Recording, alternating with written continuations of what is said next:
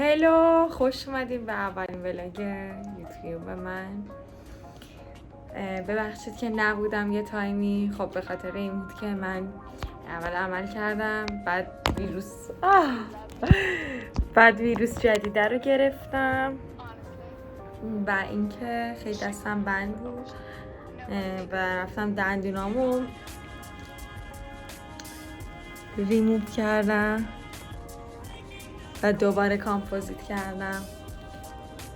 خیلی خوب دستم بند بود و اینکه چون بدنم ضعیف شده، مثلا یه ویروس خیلی تونست منو از پا در بیاره و اصلا دیگه جونی بچه ها تو بدنم نمونده بود که بخوام یه استوری بزنم بعد تو فعالیت کنم. و وقتی که یه ذره سر حال شدم گفتم که فعالیت نمی کنم و سبک پیجم کلا عوض میکنم، یعنی از اون برنامه کلا بیام بیرون، پستام بردارم، چون تا آخر عمرم که نمیتونستم راجع به اون برنامه فعالیت کنم و برم پیش فیلم بردار فیلم حرفه‌ای ازم بگیره که فعالیت حرفه‌ایمو شروع کنم. حالا الان میخوام آماده شم برم پیش میکاپ آرتیست میکاپم کنه، شاید موهامم درست کردم. از اون میخوام برم توی فضای آزاد، یعنی می‌خواستیم اول لوکیشن بگیریم. من خیلی لوکیشن خونم من مشکی زدم، خیلی لوکیشن ها رو دوست ندارم. یکیشو فقط دوست داشتم که اونم گفتیم سری بعد اینکه آره خلاصه بریم فضای آزاد ویدیو بگیریم و همین. الان رفتم مسواکمو زدم، صابونمو خوردم، دهنمو شستم، نخ دندونمو کشیدم، اونم ساک منه اون پایین توسیه. میخواستم اول برم اونجا بگیرم ویدیومو یا با این رینگ لایته دم نور این ور خیلی بهتره، نور طبیعی. الان ساعت 10 صبح، نمیدونم 10 یا 10 و 5 دقیقه است. خب رفتم صورتمو شستم، مسواکمو زدم، الان میخوام پوستم اولین باره که بلک بگیرم و گوشیمو با این بچه من چشم ندارم چرا اینجوری میسوخته. مجامه که بیاد بالا درست میشه. و گوشیمو با این چیزا هستش که میچسبونم پشت گارد، جدیدن اومده، اینا رو زدم و اولین باری که مثلا دارم استفاده میکنم ازش. خیلی وقت پشت گوشیمه، فکر کنم به خاطر همین ضعیف شده یه ذره، به خاطر همین هی میفته. آره صورتمو شستم بچه ها با فوم شستشو مقصد پوستای چرب، چون صورتم خیلی چربه، گرچه که پوستم خیلی خوب شده جدیدن. الان میخوام با تونر مقصد پوستای چرب صورتم پاک کنم. شیو کاملم کردم، چون وقتی که شما میخوای بری پیش میکاپ آرتیست صورتت اصلا نباید مو داشته باشه. حالا اینو پاک کنم. خیلی بچه ها پوستم خوب شده و به خاطر مثلا محصولات پوستی و اینا نیستش، به خاطر اینکه خیلی رعایت میکنم، تغذیه‌ام رو رعایت میکنم، سمت مثلا در معرض دودم حتی من دیگه قرار نمیگیرم، کسی هم دور و برم سیگار دیگه نمیکشه حتی، یعنی خودم اونجا رو ترک میکنم.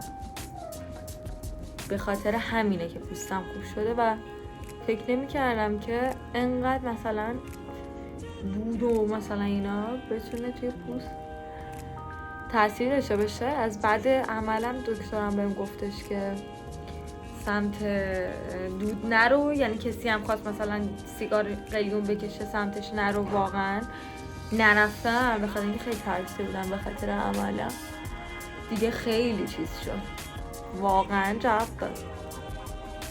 من خب دماغم رو دوباره عمل کنم. نظرتون چیه؟ الان میگه نه موهامم میخواستم بچه ها لایت چقدر گرونه. من تا حالا لایت یعنی یه بار عمره کردم، کلاس 10 بودم، میشه چند سالگی؟ میشه 16 سالگی، 16 سالگی میشه فکر کنم، 84 میشه فکر کنم. یه من 10 میشه سال 405 سال پیش، 15 سالگی 16 سالگی. آره یه بار موقع عمره کردم، لایت و اینا نکردم، نمیدونستم. مثلا رفتم به البته میکنم ولی خب الان همه گفتن زوده و بذار یه ذره دیگه ریشات در بیاد که بتونین تمام دکولارات رو لایت کنی. پیام دادم به رنگکارای خوب تهران، همه مثلا 35 میلیون 45 میلیون 30 میلیون اینجوری هم بهم قیمت دادن. 30 میلیون نه، کمترینش 35 میلیون 55 میلیون خیلی بهم قیمت دادن. اینو اصلا رنگکارای خوب بگیره خیلی Do you love me, Matthew? I do. Honestly? Yes. Secretly, but honestly. No more secrets.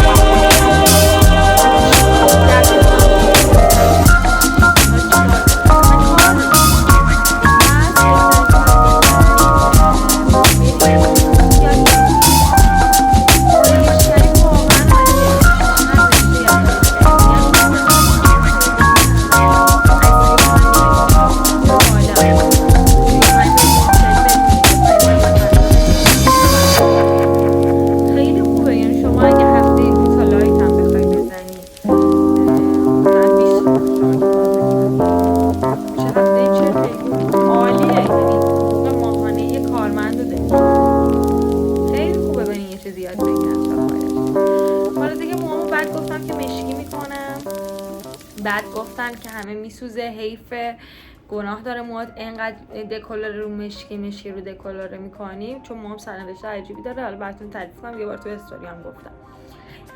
بعد دیگه گفتم فعلا یه رنگ ساج بذارم از اون زردیه درات. و گفتم ریشامو قهوه‌ای میکنم، گفتم بزنین یه ذره ریشام بیشتر در بیاد ببینم که چی کار میکنم.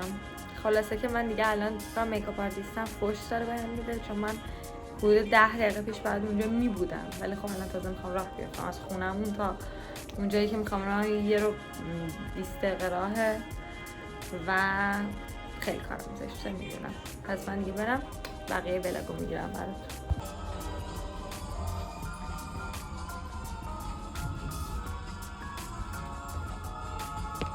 بچه هیکلمو خیلی خواستیم ببینین، هیکلمو چون گین دارم و اینجام پوشکه. نگاه این گوده کمرم، اینقدر کمر من کلا اینجامو پوشک میذارم به خاطر اینکه دکترم گفته نمیتونیم ببینیم فعلا. بچه‌ها من چند روز پیش اومدم اینجا، داشتم شب از خونه میرفتم بیرون، یه سوسک انقدری جلو بود و چشام خیلی ظریفه. فکرم اول آشغاله، بذار من خیلی میترسم از اینجا برم. صبر کنید، خیلی یعنی از جنازه سوسکم میترسم. اون شب جیغ کشیدم، ساختمون لرزید. خب سمایی دارم بچه هیر استایت هم میتونم خوش کرده. الان پسر همه میگه شما تو برای اون بفره. خب نمیدسم من مادر نکنم. ببین دیگه بچه ها من چشممو انجام دادم، البته کامل نشده هنوز. بعد اینکه اومدم موهامو درست کنم، بعد برم ادامه میکاپمو انجام بدم. موهاتو چیکار کنیم؟ میسپارم به خودت. هرچی که خودم. آره هر چی کارتو دوست دارم. چی می‌خواستم بگم؟ آها من هنوز مثلا با اینکه یه مدتی گذشته خیلی با دوربین راحت نیستم. شاید باورت نشه. مثلا خودمو تو میکاپ تو آینه نگاه می‌کنم راحت‌تر از اینم که خودمو تو دوربین گوشیم نگاه بکنم. خیلی سخته واقعا حق داری. من خودم خیلی. استراب اجتماعی در دوربین میترسم. من استراب اجتماعی ندارم ولی مثلا به دوربین نگاه می‌کنم یه ذره بد اخلاق میشم. نمیدونم چجوری منظورمو بفهمونم. خیلی که بامزه‌ای الان. قربونت اصلا بد برم. اخلاق نیستی. و یه ذره مثلا خودم یه ذره ملوتر و آرومترم تو واقعیت. دوربین یه ذره انرژیمو میاره بالا، یه جوری میشم نمیدونم. امیدوارم هر چی زودتر عادت کنم. میشه. آخه دیدی تو آینه آدم خوشگل‌تر از دوربینم میفته. اصلا هر کاری می‌کنی واقعا تو آینه خیلی خوشگل‌تره. یا اون آره. تو آینه چقدر من خوشگلم. من میای همون عکس بگیری اصلا یکی دیگه ای. آره دقیقاً. بعد ببین تو مثلا آدم نقص صورتت، اگه یه نقصی توی صورتت داشته باشی همیشه توی دوربین بیشتر پیداه. دقت کردی؟ آره دقیقاً. خب اومدم از یه زاویه دیگه هم براتون فیلم برداری رو شروع کنم. سینیت هم می‌زنیم زیره. بله با میکاپ آرتیست این دفعه نشونم لختمو بهت بدی. نشون. به نتیجه بهم هی نشون بهم بده. تکسی داد میگن عکس بدنت کی برامون میذاری؟ گفتم به زودی. ولی الان میتونم لختم بهت نشون بدم بهت. ولی بعد قول بدی به هیچ کس نگی. به هیچ کس نمیگم، به این خودمونه. آره. بچه شما هم به هیچ کس نگین لطفا. اونا هم دیدن؟ نه حالا اگه بچه‌های خوبی باشن شادرشون. آره خلاصه. میکاپ چجوری درآمدش؟ نمیخوام درآمد خودتو بگی یا چیز نباشه. یه وقت من نمیپرسم درآمد هیچ کسو. میخوام بهم بگی که مثلا اگه یه نفر بیاد میکاپ یاد بگیره حداقل چقدر در میاره اون اوایل کارش بعد از اون مدلایی که الان میزنه. ببین کلا تو کار میکاپ اولش که خیلی خاکخوری داره. خب خیلی باید سعی تلاش کنی، مدل بزنی، عروس تا مثلا خود عروس هم بگیری خیلی طول میکشه. ولی یک سال و نیم اگه بخوام بگم که مثلا دیگه پایه ترین درآمد، اونم بهت بگم 150 200 پایه ترین حالت. خوبه؟ ولی خب خوب شده باشی یا معروف شده باشی یا مثلا 150 چقدر هر روز مشتری داشته خب نه ببین 150 تو کار میکاپ خالصیش نمیمونه که تو وقتی یه بازدید میذاری 50ش میره پای بازدیدت. مدلایی که آفیش میکنی هر مدلی که آفیش میکنی 15 تومن 10 تومن. خب تو هر بازدید هم نزدیک 3 تا مدل داری. تو فکر کن 30 تومن هر اصلا 3 تا مدل 10 تومانی هم داشته باشی 30 تومنش میره اینجوری.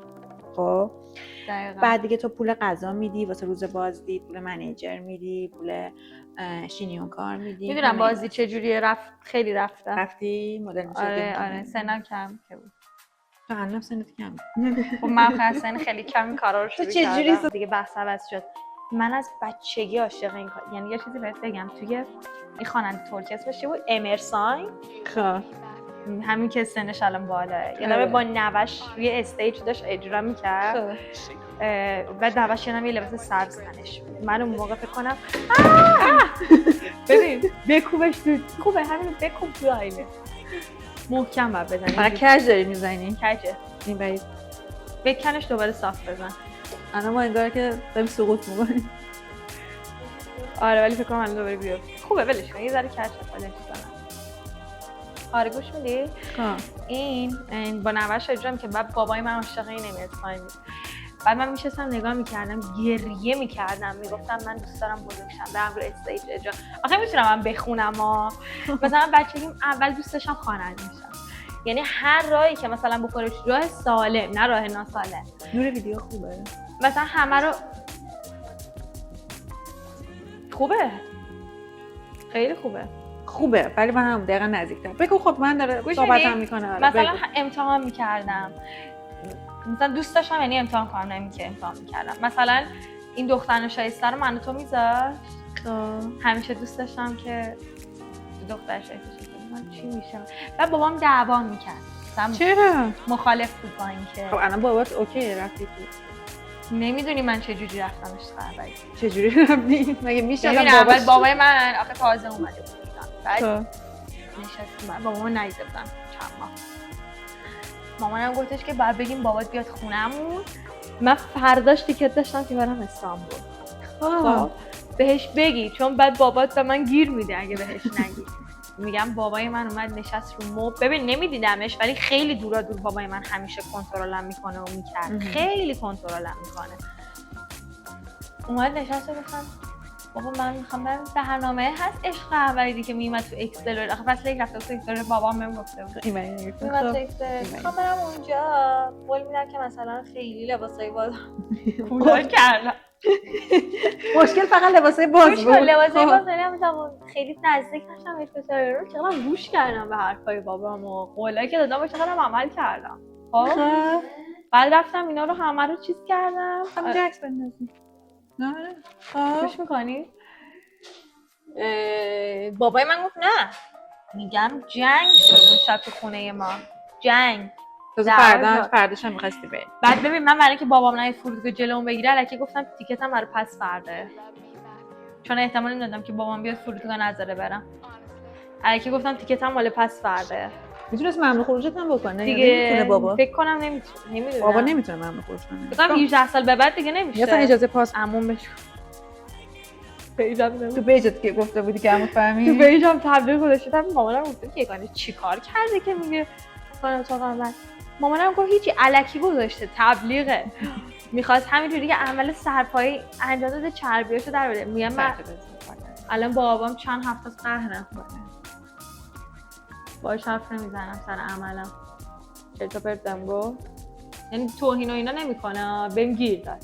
من بدم میاد یکی مثلا با لحن عصبانیت حتی خوب شد. کانسیلر خیلی تاثیر داره. اصلا چش بعد کانسیلر تازه میاد. دقیقاً. یکی کانسیلر که ریمل دقت کردی؟ نه.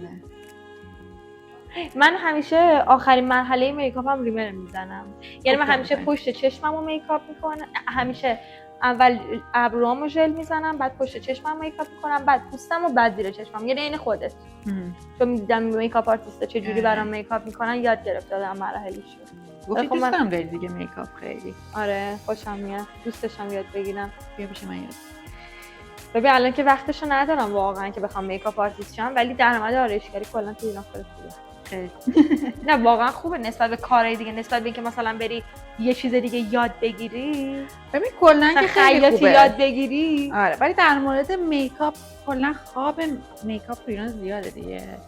چون محرم میشه، سفر میشه، ماه رمضان میشه، علی فاطمی میشه. ولی اگه هر کسی به نظر من به هر چیزی علاقه داشته باشه و توش تلاش بکنه به نظرم به اون درآمد میرسه.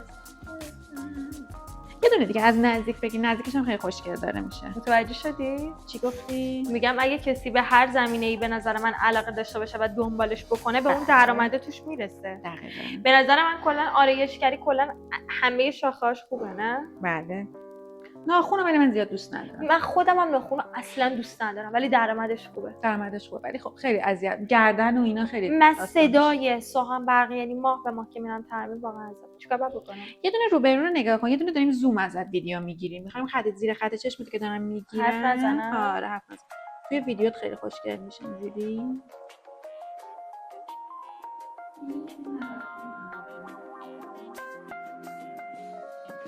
خب بچه‌ها من حاضر شدم دیگه. میکاپم تموم شد. یه ذره چشمم لایت‌تر باشه ولی خب دیگه اشکالی نداره. وسایلم این پشت اینا رو همه رو برای فیلم برداری میخوام. خودم جلوش هستم. زده چون یه دقیقه دیگه میرسم و واقعا خیلی زشته چون نیم ساعت دیر میرسم. بعد 3:30 اونجا باشم. الان ساعت 3:09 دارم میرم. خب بچه ها اگه میبینیم ماشین چنج شده اون موقع تو ماشین اسنپ بودم. الان اومدم تو ماشین فیلم. آقای فوتوگرافر ویدیوگرافر هم هستم. ویدیوگرافر هم هستم. اولین بار همدیگر میبینیم. من به نظرت عالی شد. مشکلی با دیر کردن اصلا عادت دارم. ما عکاسی‌ها رو با همه چی عادت دارم. ما تو تحویل دادن یکم میریم. نه خیلی نمیشه. میدونی چند وقته تو پیجم فعالیتی نکردم. واسه زود بچهای پیجم منتظرم. تو داری میگه تو تحویل دادن من دیر میکنم. اصلا تحویل دادن بر من مهمه. متوجهی؟ بچه‌ها این صندلیه رو که می‌بینی، حالا ویدیو بیاد خودتون متوجه میشین. فکر کنم وقتی این ولاگو میذارم ویدیومو اول می‌بینین بعد آره دیگه اول ویدیوی پیجم می‌بینین بعد ولاگو می‌بینین. این صندلیو من می‌خواستم بخرم، بعد به من گفتن که یکو مثلا 200 یکو 300 اینا. گفتم چه کاری آخه ما اصفهانی‌ها، من که از طرف پدر اهوازی هم از طرف مادر اصفهانی، ما اصفهانی‌ها خیلی تو این چیز زرنگی. یعنی من می‌خواستم بخرم، مامانم رفت گفتش که وایسا من یه فکری دارم. رفت مسجد سر کوچه‌مون اینو گرفت، گفتش که بعد گفته بودن که برای گفته بود ویدیو نمیخواستم بدم، گفته بود دخترم خود ویدیو بگیره اینا. گفته بود چه ویدیویی؟ مامانم گفته بود از این ویدیو مذهبی. آره دیگه نفس مال میره فروشم. گفته بود از این ویدیو مذهبیه. مامانم مذهبی قراره واقعا قراره مذهبی ببینه. خب آره ولی گفته بود از این 100% عزیزم بالاخره طبق قوانین کشور باید ما ویدیو بگیریم، ولی گفته بود از این ویدیوهای مذهبی میخواد بگیره. هندونه هم میتونیم بزنیم. آخه یه هندونه کامل نمیتونیم خورد کنیم که هندونه رو. آخه تو ویدیو مگه میوه قرمز باشه چون همه چیم قرمزه. خب بچه‌ها من آماده شدم با بدبختی، یعنی لباسمو عوض نکردم، لباسم تیشرتمو درآوردم زیرش یه دونه تاپ پوشیده بودم، این ربط شامره رو روش پوشیدم که بریم. هی ایشون هی میگن میریم الان میریم، من اینو با این وری بگم میریم الان میریم، ولی خب نمیریم نمیدونم چرا. آره به خانوما لطفا اصلا بی‌احترامی نکنید. وای پسر تو بلایند دیت اومده بود تو اکسپلورم، میگفتش که یه دختری رو دیدم، خب میگفت آرایشش انقدر بد، میگفت رفت یه موقعیتی پیش اومد بره آرایشش رو بشوره، انقدر بدون آرایش زشت بود. من ولش کردم رفتم. آخه واقعا این چه کاریه که مثلا یه دختر رو ول کنی بری؟ اصلا تو هر چقدر دختره واقعا زشت، هیچ دختری زشت نیست، ولی اصلا زشت بودن معنی نداره. ولی اینی که تو یه دختر رو مثلا یه دفعه ول کنی بری وسط خیابون بخاطر اینکه رفته آرایشش درسته، خب خیلی بده. نه واقعا زشت نیست. تازه یارو دندون پزشکم بود اومده بود تو اکسپریم، میگم من دندون پزشکم. نمیدونم چرا بچه‌ها این دندون پزشکاش دور از دندون پزشکای خوب. آره ولی نمیدونم یهو گفتش که آره دختره رفت آرایشش رو شست. من خیلی هم شاید متشخص صحبت میکرد پسرم، من ولش کردم رفتم. آخه این چه کار زشتیه. بعد همه از شخصیتش تعریف کرده بودن تو کامنت ها. یعنی شما این کارو نمیگی، دختر مردمو رفته آرایشش رو دختر شسته، حالا اصلا هر مدلی هم باشه تایپ پسرم نباشه، یعنی چه دختر مردمو ول کنی بری؟ خیلی بده. یک دارم راستش میگم 1 2 3 برو چرخ. آها چرخ عالی. 1 2 3 من تیرو میستم. اگر با من قدم بزن بیا این بر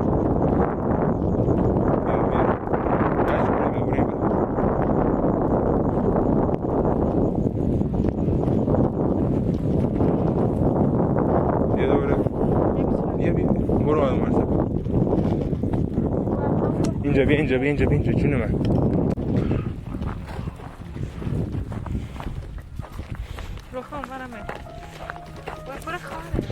ببین یه چیز تمام شد. یه سری ویدیوی خام براتون گذاشتم توی